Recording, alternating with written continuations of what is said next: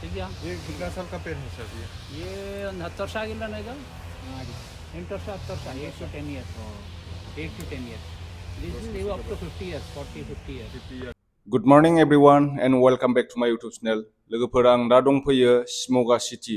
दा नोंथांमोना गोबाङा आंनाव कमेन्ट खालामनानै सोंगासिनो दं आदा बेंगलराव थांमारबाय नामा खामानि मावनो आरो गोबाङा गोबां कमेन्ट खालामदों आरोना थोद बेखि थांथारगोन नालाय नोंखि थांथारगोन नालाय बेहाय बेंगलराव खामानि मावनो होननानै गोबाङा कमेन्ट खालामदों। दा आङो नोंथांमोनखौ ओरैनो एदावदोंसो आरोना जकिंस खालामदों। आङो मेनलि बेवहाय बेंगलर फैनायनि जाहोनानो जाहैबाय मेनलि आं कक'आ चकलेट बेनिफ्राय एभ'काडो भेनिला बेनिफ्राय जोंहा मेकाडामिया नाट्स बेफोरनि बागै खेथिनि बागै आङो आबादनि बागै मिथिनो थाखायसो आङो फैनाय जादों आरोना लोगोफोर। बिनिफ्राय आङो मैया मोनसे भिडिअ बानायदोंमोन जोंहा रबि सार होननाय बिथांनियाव आं एसे भिजिट खालामबाय कक'आ चकलेटनि बागै।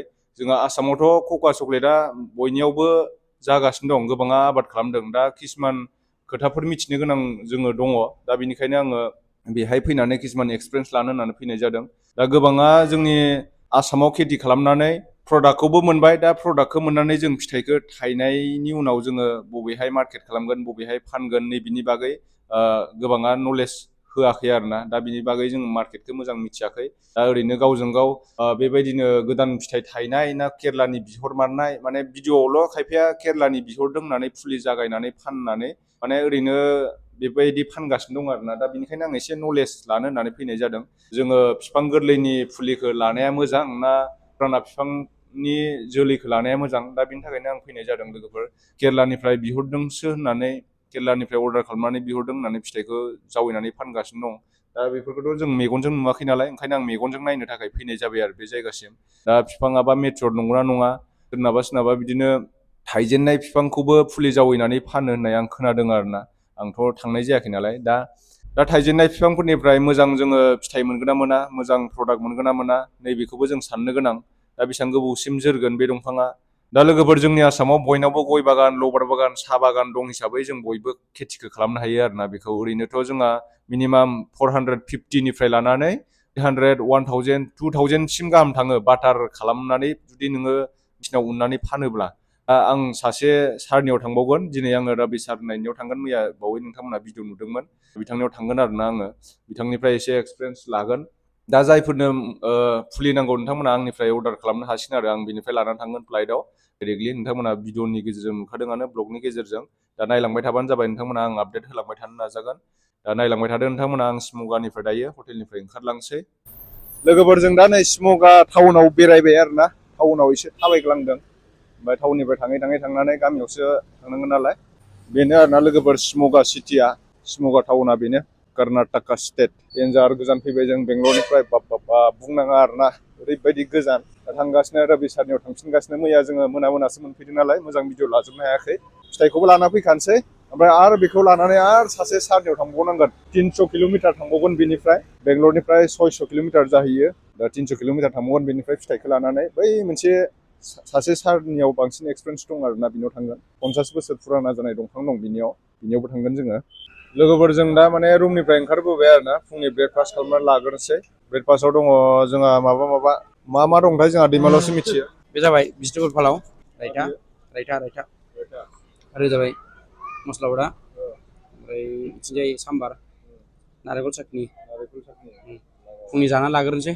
आंबो दा जानोसै र'। माने गोखै मोनजायो आरोना, बांसिनानो गोखै। चाम्बार इल्ले होननाय माने गासिबो। दा जाना लाग्रोनि र', माबायदि।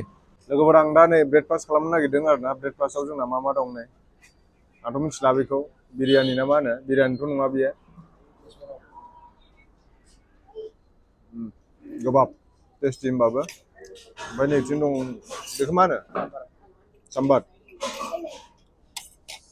साम्बार बरिया। आरो नैथिं नारिखलनि माबा मा होनगोन बेखौ, चाटनि। मस्त नै ओमफ्राय इथिंबो दं बरिया। लोगोफोर नोंथांमोना नैबेहाय गारि लाइन लाखिनाय नुदों आरो उनथिं बिराद गिदिर बिल्डिं नुदोंना, बेनो जाहैबाय केन्सारनि हस्पिटाल। जायफोर माने केन्सार जादों आरो हार्टनि प्रब्लेम, हार्टनि प्रब्लेम जादोंब्ला नोंथांमोना बेहाय नायफैनो हागोन आरो ना। शिमगा सिटिनि बारा गोजान जाया, 5 किल'मिटारसोल' जायो जों कक'वा लायनो थांनाय लामाथिं आरो ना लोगोफोर। थ' लोगोफोर मैया जे नोंथांमोना गय बिगुर गारनाय नुबाय थादोंमोन ना, नैबेखौ माने बयल खालामनानै नैबेहाय बेहाय फोरानबाय आरो ना। नायनो हागोन नोंथांमोना गोजा गोजा नै।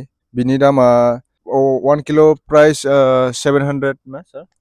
It is around 700. Some of them goes up to 800 also per kilo. Some of them are 400. It is ranges between 400 and 800. 700निफ्राय 800 900 बेफोरबायदि जायो। जोंनियावथ' डाइरेक्ट गथा गथासो फानो नालाय कुइन्टेल हिसाब। जोंनि जायगाफोरावथ' गयखौ बस्था बस्था हाननानैसो फानो कुइन्टेल हिसाबाव। दा बिसनियाहाय एसे राहांबानो गयखौ हाननानै एसे गोरलैहाङावनो हाननानै बेखौ माने सिनखावगोरो आरो। सिनखावगोरनानै बिदिनो रुयो, रुनानै बेबायदि फोरानो। बिदि फोराननाया एसे खस्थ'बो, कालारिं जाखायो आरो बेहाय कालारबो होलायनांगौ गोनांथि जाया। दा बेवहाय बेखौ फोराननानै फानोब्ला पार केजि सेरसेयावनो बेखौ 700 थाखा गाहाम मोनो होननानै बुंदों सारा। मालाबा बाराबो मोनो, 800 900 बिदि मोनोनो आरो ना। जों दा लोगोफोर सारनि फार्मखौ नायगासिनो दं आरो ना। सार इउर फादार दा स्टेसु बानायनानै दोनदों नै सारनि फादारखौ नायनो हागोन नोंथांमोना। दा लोगोफोर जों सारनि गारियाव गाखोनोसै, गाखोनानै थांसै आरो ना। दा बागानाव थांसै। जों सारनि गारियाव गाखोबाय, ओमफ्राय दा बारि फारसे थांसै आरो ना। दा बेनिफ्राय जों फिथाइखौ लाना फैनोसै। दा फिथाइखौ लांनानै आङो न'आवनो बानायहैगोन आरो ना। दा नोंथांमोना जाय जाय नांगौ लांफैबानो जाबाय। बिराद मोजां मोजां भेराइटि दं सारनियाव। Sir, you have another variety, na? This is not round one. This is got length. It is slightly bigger in size, but it has got vertical length. That is round one. That has got around 48 to 50 seeds inside. This has got around 30. So that is advanced developed. What you saw yesterday, no? Yes. That is advanced fruit. गय बागानखौ नायोबा मेगनानो नायै नायै गोमोजोबो आरो ना लोगोफोर। जोंथिंनि बायदि बिगासे बिगानैल' गाया बिसिनिया, एखेबारे सासे मानसिनावनो 10 बिगा 20 बिगा 50 बिगा 100 बिगा 200 बिगा गाहाम दं, सोरनियावबाथ' 500 बिगा गाहामबो दङ। माने एकारावसो आरो ना बिसिना। 6 एकार 7 एकार 10 एकार 20 एकार 30 एकार। सासे मालिकनावथ' 216 एकार ना मा दंनो। दा जों सारनि फार्माव मोनफैबाय। गय बिगुरखौ नायनो हागोन नोंथांमोना, माने जिरखाव जिरखावसो फोराननानै फानो आरो ना रुनानै।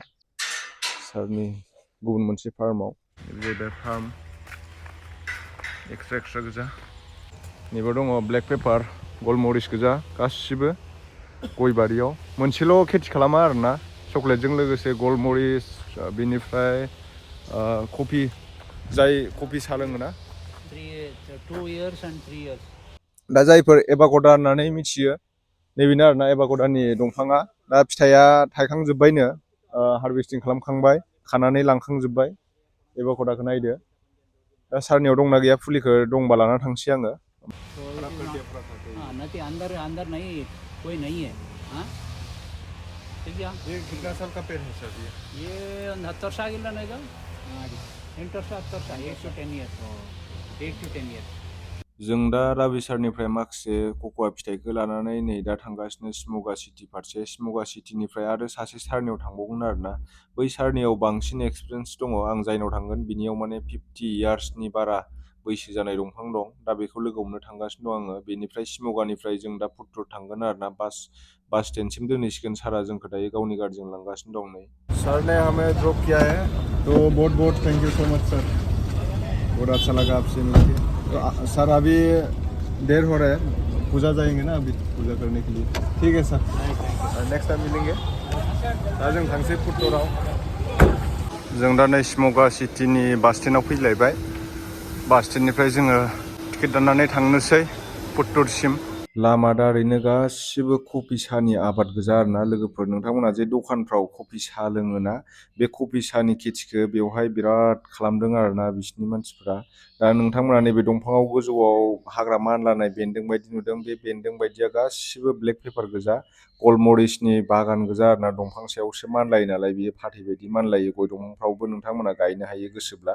बे कफियाबो गय सिं सिं गायजायो, लबार बागान सिं सिं। बेबो इन्टारक्रपिं खेथि नालाय, बेलेग बेलेग दंफांनि सिङावबाबो गायजायो आरोना बियो जोबोद दाम नोंथांमोना सार्च खालामनानै नायबानो जाबाय गुगोलफ्राव बेहाय गोबां खेथि खालामदों आरोना बयबो न'खर हाजो दरसे खेथि खालामखादों बेहाय नायनो हागोन नोंथांमोना नै जों दा पुट्टुर फारसे थांगासिनो दं मोनहैथ'वाखै गोबां गोजान आरोना जायगायाबो पुट्टुरा जोङो शिमगा सिटिनिफ्राय बासखौ 8टासोआवनो गाखोदोंमोन दा जोङो पुट्टुर फारसे थांगासिनो दं पुट्टुर होननाय जायगायाव जोङो 5टा 6टासोआवसो मोनहैगोन आरोना हाजोफ्राबो बिराद समायना नै बिथिंबो हाजो दं लोगोफोर फाइनालि जों दा पुट्टुर बास स्टेन्डआव ओंखारफैबाय आरो बेनिफ्राय जोंखौ लांनो फैदों जोंना सारा लोगोफोर जोङो सारा नेगासिनो दङ नै गारिया बेनो जों दा फाइनालि मोनफैबाय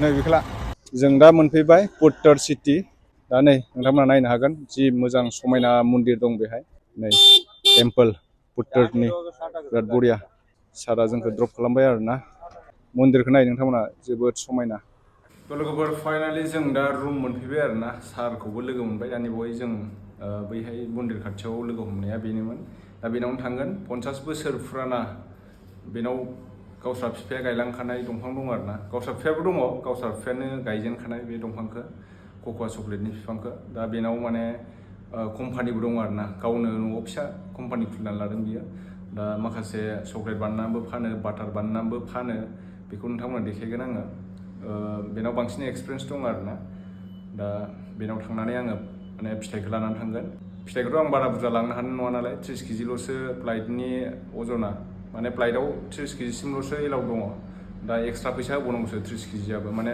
15 किल' नों नर्मेलि मोनो आरो दा माखासेखौ आङो बेगर माने देखावखानायखौ लांगोन आरोना दा नै जोङो दामखुमि हटेलावसो थादों लोगोफोर नायनो हागोन नोंथांमोना बेदा मोनथाम मात्र 6जौल' आरोना बांद्राय दामि हटेलाव थाबाय थाबाबो माने फैसाया जिख्लाबलांजोबगोन नालाय माने एसे बाजेटखौ मिलाय थादों दायो सानसे मैया दहाय फुंनि 8टासोआव गाखोनायमोन जोङो बासखौ दासो मोनफैदों आरोना थ' दिनैनि थाखाय एसेनोसै होमबा नोंथांमोना नायलांबाय थाबानो जाबाय गाबोननि भिडिअखौ नेक्स्ट भिडिअ थाबैनो लोगो मोनफिनगोन good night and bye bye